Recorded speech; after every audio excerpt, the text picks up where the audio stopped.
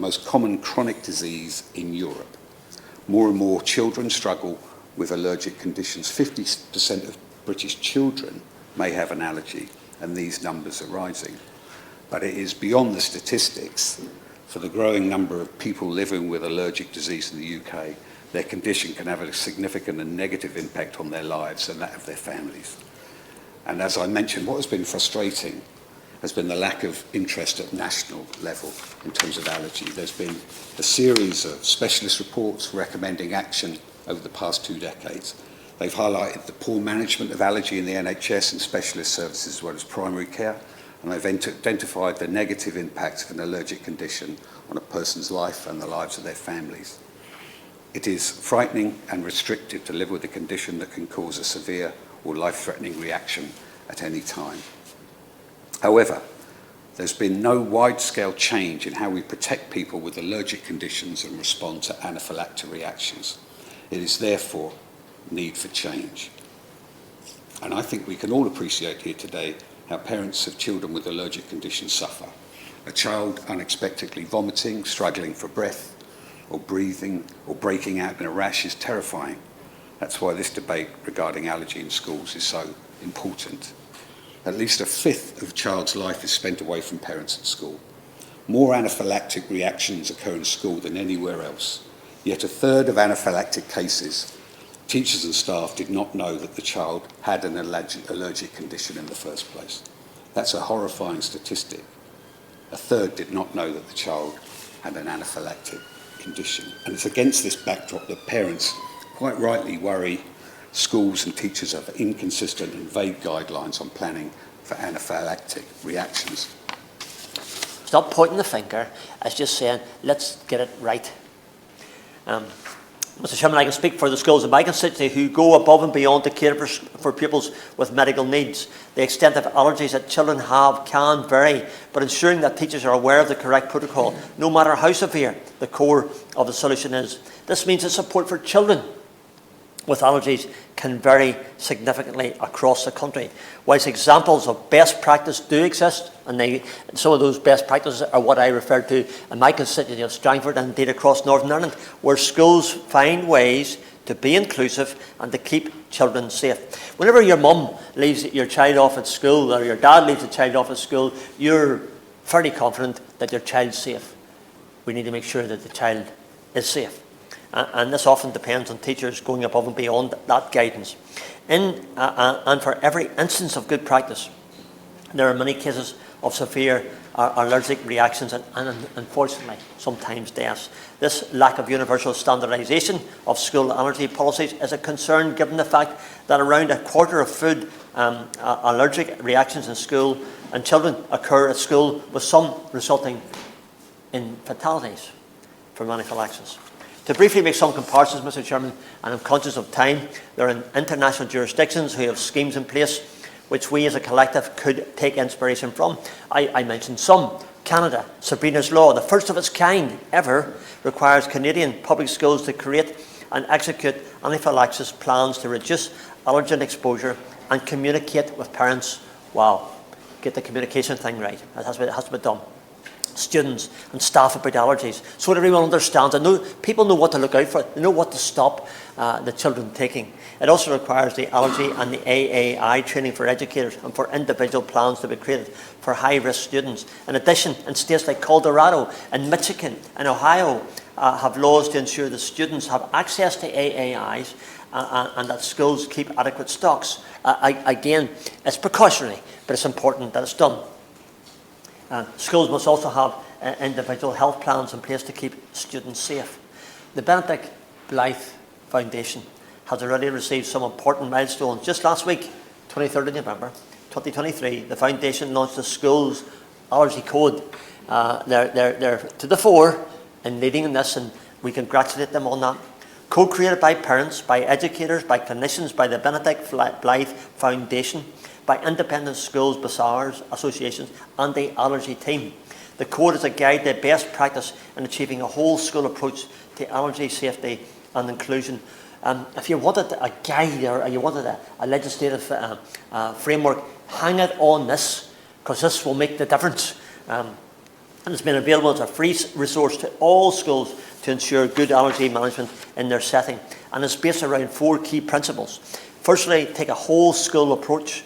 Every member of the school community should understand allergy, and they're responsible for reducing risk.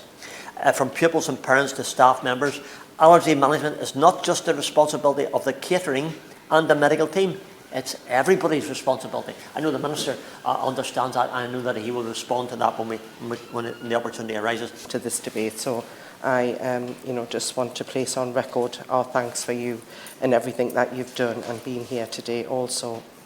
So we are all here today to discuss the incredibly urgent need for school-wide mandatory standardised allergy policies, not just guidelines, that would standardise provision and protection in all schools across the country and end what we say is the postcode lottery of provision that so tragically results in around 3 or up to 6, I think it was the Honourable Lady said, dying in their schools each year, and many, many more experiencing horrific anaphylaxis reactions. Or in the case of celiacs, if I add being glutened, I think the term is called, leading to long-term damage to the gut, as well as short-term painful symptoms. We need to discuss, at the very least, the need for schools to have strict and standardised anaphylaxis plans and access to in-date and equally accessible EpiPens. Worryingly, 18% of food allergy reactions and 25% of first-time anaphylactic reactions do occur in school, and that will only rise. Between 1998 and 2018, 66 school children died from allergic reactions. And I think the point that was made about behaviour change and understanding change is really important, because when I was growing up, I don't remember discussions about allergies. I think they are on the rise, and I'm not an expert, so I won't pretend to give a medical diagnosis. But I think it's very difficult when you're in a position of authority, when you did not grow up having to worry about these, to suddenly run an institution where this has to be of fundamental importance, because as we heard, at least 2 children in every school classroom have an allergy. But what this means is that every day, thousands of children walk into schools, uncertain whether they will get the support they need that could mean the difference between life and death. I have seen the impact of what it means for a young child to be nervous when they sit down with their peers at lunch, not knowing what will happen if some milk will pool onto their skin, because for some children, including one in my family, that is how severe their allergies are. The vigilance and the pressures that it puts on the shoulders of these children is significant. And that is partly why what we're talking about today is so important, because if we can lessen that stress, the vigilance that these children are living with that's put on their shoulders, we would be doing a good turn, let alone the lives that we will save. Now, we know that every educational professional goes into it because they love it and they want to support children, and nobody would want to see a child exposed to life-threatening allergens in their school. But the problem is that the current system is allowing risks to take place that I believe could be tackled. The current Department for Education guidance, as we heard, is voluntary, and that does result in vastly different standards in schools, but even between different teachers and classrooms. I think you will hear a very united list of asks today from us all, but I will go through them. First, replace the voluntary advice with mandatory regulations.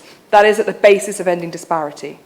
Secondly, require every school to implement and maintain an allergy policy.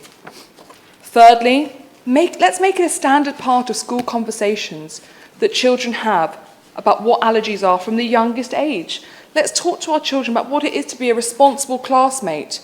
Let's make it as egregious to mock a child who has an allergy as it is to be racist in your terms. When you read the allergy stories in this book, and you hear the children who talk about how they've had their allergy weaponized against them in the playground, that is something we can deal with by making it abhorrent from the moment children start. And those are the conversations they do have in their classrooms. We should require every school to work with pupils' parents or guardians to create individual risk assessments for those pupils and with allergies. Every single year, the allergy that the child has and the support they receive has to be reviewed by a GP. It should be a requirement that every year that GP... Conditions like allergy. There is of Karen Beard Chima. This 13-year-old boy was eating lunch at school in West London. Whilst eating, a classmate flicked cheese at his face. the sort of behaviour common on most school dinner tables across the country. But Karanbir was allergic to milk. He had a severe anaphylactic reaction, was taken to hospital. Tragically, 2 weeks later, he died. Now, schools might well respond to tragic occasions like this by introducing no-nut bans or creating special zones in dining halls for milk allergies. And these are well intended, but they tend to isolate children from their friends, and they might inadvertently increase the vulnerability of children for social exclusion and the type of teasing that we heard about earlier. So the best response to improve the immediate reactions of staff is to improve their knowledge and their capacity to act. The key point is that changing schools' management of allergies is not complicated or expensive. Many countries and governments around the world have simple legislation. New York State, for example, requires daycare employees to recognise anaphylaxis and administer EpiPens properly. Virginia requires schools to stock auto-injectors, which teachers are trained on, which also protects the schools from liability. We've heard almost 20 years ago, Canada required its state schools to create anaphylaxis plans reducing exposure to allergens, to communicate with parents and students about allergies, and requiring individuals to be made individual plans to be made for all high-risk students. This seems to me to be a sensible and pragmatic approach. It would not be expensive or complicated to develop a set of similar requirements for British schools. To repeat the request this afternoon, the Benedict Blythe Foundation suggests 4 mandatory requirements for all schools, which seem entirely sensible.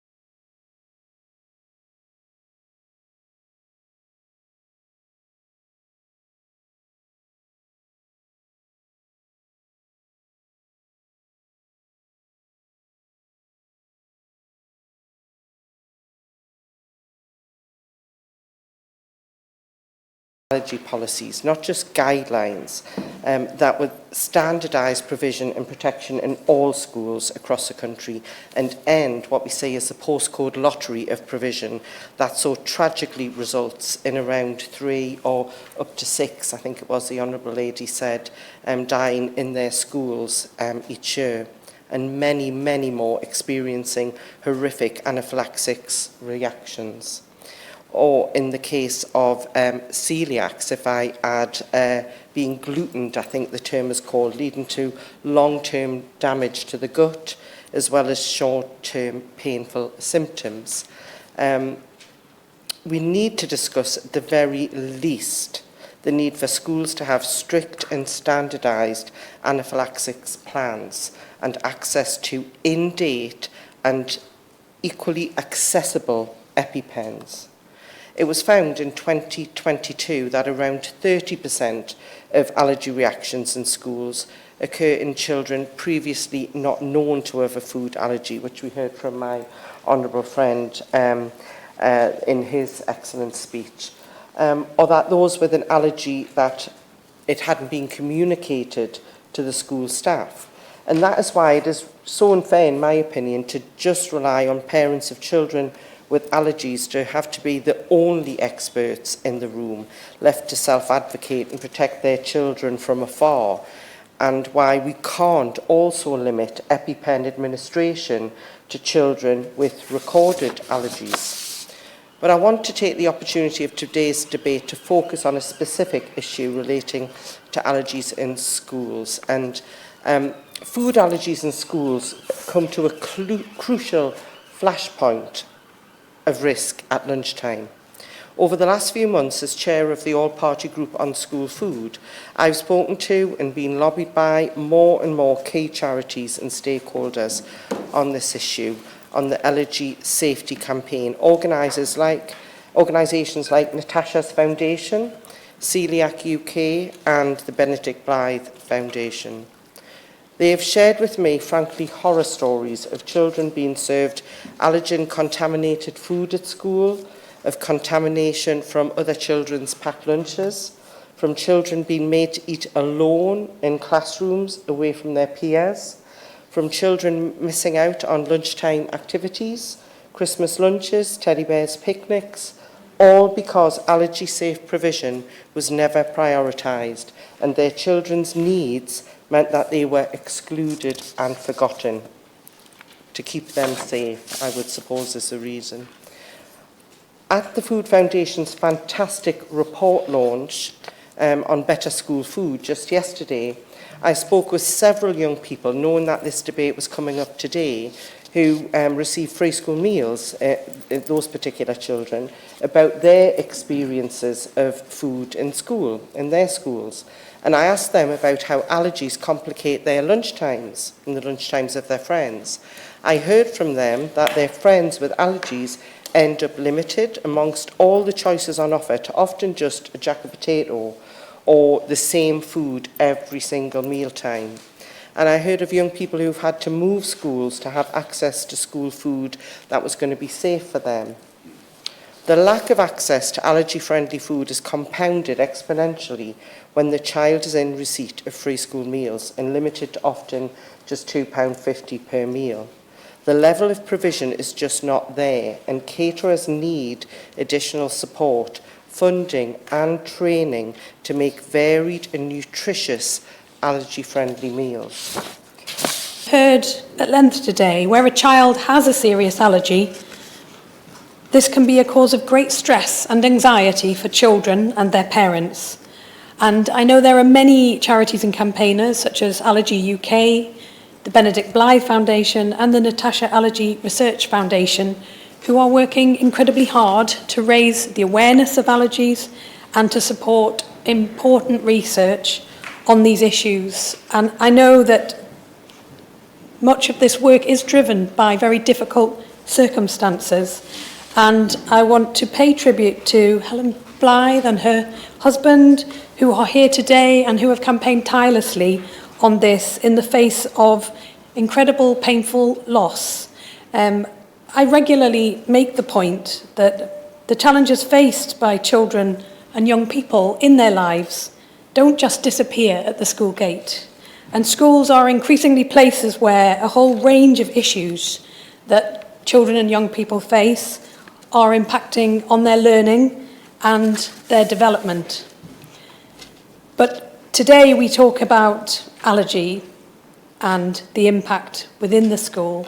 And research from Allergy UK highlights that over 20% of the UK population is affected by one or more allergic disorders, with 2 million people diagnosed with a food allergy and young children most commonly affected, with 6 to 8% of children affected by food allergies, according to British Medical Journal hospital admissions for food-induced anaphylaxis. These have tripled over the last 20 years, with the largest increase being among children under 15. So when it comes to schools, 20% of allergic reactions for young people happen in a school setting, and 30% of allergic reactions in schools occur in children not previously known to have had a food allergy, and where schools are unaware that they may have had an allergy. So stress and anxiety around allergies can, as we have heard, lead to some children skipping meals or missing out on social events because of concerns about the ability to accommodate them and the danger that they may be in. There is some fantastic practice happening in schools and significant planning and consideration for children with allergies and how best to support them. But it's clearly vital that best practice is applied across the board and that guidance is kept up to date with the latest developments. Why would we settle for anything less? In response to a petition earlier this year, the government pointed to the statutory guidance for schools, supporting pupils with medical conditions, which makes clear that schools should ensure they are aware of any pupils with allergies and have processes in place to ensure these can be well managed, as well as guidance to schools' caterers to provide allergen information on products. And I understand the Department for Health and Social Care also issues guidance to schools on the use of adrenaline auto-injectors and emergency asthma inhalers. The Department for Education clearly has a role to play alongside DEFRA. Honourable members have made more generally about allergies and our policy on those. I do understand how worrying allergies can be for parents, and again, as my honourable friend, member for Rutland and Melton, said in her moving speech, when parents send their children to school, it's only right and natural they expect them to be kept safe, and if their child has an allergy, that adds a particular level of concern about what's happening in the school day. Allergies are, of course, complex conditions, and they can range enormously in severity. Not all allergens are foods either, as honourable members know, which of course makes it more complicated to manage, and I welcome the school allergy code that the Foundation launched this week, which will provide helpful guidance to schools on how to implement allergies policy, and I think we'd be keen to encourage schools looking at that. I will. Alicia Cairns. Thank you, Chair. On that point around the code, I know he cannot commit to anything at this moment, but I'd be very much appreciative if I could pick up with him maybe in a few weeks' time and we could see whether that resource could be put on the Department for Education website, or what the best way might be for all schools around the country to make sure that they are aware of it, not just through the Foundation but through the Department as well. I know he won't be able to commit now, but if he's happy to pick up with me a few weeks later, that would be a meaningful way to spread that code across the country.